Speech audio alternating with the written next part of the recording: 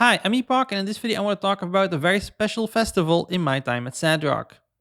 So Days of Memories is actually making a return from Porsche, but it's completely different. The only thing that stayed the same is basically the date. So it still takes place on the 27th of summer. So just like with every festival in my time at Sandrock, you are going to get the ability to get some tokens. Now these tokens can actually be traded in for some gear or decorations for your base. Now, there are two different ways that you can actually get them, and the easiest one is probably just going to do the commissions. Now, 7 days leading up to the 27th of summer, you are actually going to get the ability to get a commission that is going to reward you tokens every day. These commissions aren't really difficult to do, and they are going to supply you with a steady income of tokens. But the biggest amount of tokens that you can get, that is through the minigame itself. Now, on the 27th of summer, you are going to get the ability to play the game. Now the game is basically Ghostbusters. Now first off, you have two different teams. You have the Ghosts and the Ghostbusters. Now the minigame is going to get divided in 4 different rounds, and every 2 rounds you're going to change teams. In the case of the Ghosts, you actually just need to do 2 things. First off, you're in the preparation phase. Before that countdown hits 0, you want to collect as many tokens as possible. But before it hits 0, you actually want to get hidden. Now, you actually want to be hidden in specific locations that are going to, kind of be lighted up with blue flame effects. You just want to stand there using one of the 3 disguises you have access to every round. Now, these are randomized every round, so you kind of want to try a few outs during the preparation phase if you haven't used them before. Now, depending on the disguise that you use at each location, you are going to get a rating. The rating is going to say you are hidden very well or you are hidden very badly. If you are hidden very badly and when the ghost hunters come looking for you, well, they might find you a lot easier than they should. If you are hidden very well, most likely the ghost hunters aren't going to find you when they start looking.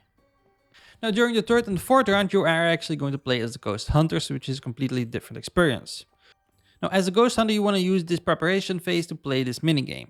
So you are going to see this arcade, just click on that, and basically you want to start playing this minigame.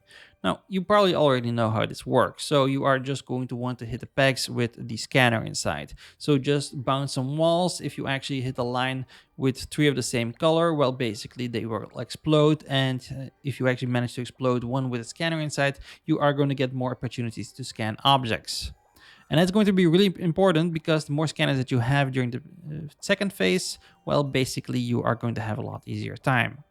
Once the preparation phase is done, well, basically you can go look for the ghosts. Now, there are 2 different ways that you can actually find them. Now, first off, you may have actually already memorized the entire layout of the game during the first 2 rounds. And you may remember, like, at this spot there was only 1 puppet, and now there are 2. So basically there's going to be 1 that's fake.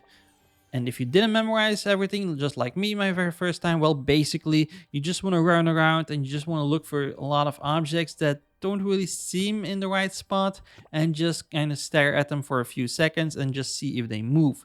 Because ghosts, they're objects, they will actually move. They will kind of shake a little bit. And once you actually see that, well, then you can just scan them. In case you don't want to wait 5 seconds, well, you can just scan them immediately, but be sure to not waste them because, well, you only get that many options each round. And of course, you want to find as many ghosts as possible because if you actually find one, then you can get to keep their tokens for yourself. And that's going to not only give you more tokens, but also give you a higher individual score on the scoreboard.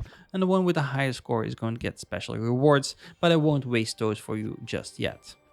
But that's everything you should know about the Days of Memories right now. Next up, we maybe should talk about the hazardous ruins because also those have changed a little bit in my time at Sandrock. We'll explain all that in this video right here, but don't click on it just yet. Be sure to subscribe to stay up to date on everything Sandrock related. Thanks for watching, and I'll see you over there.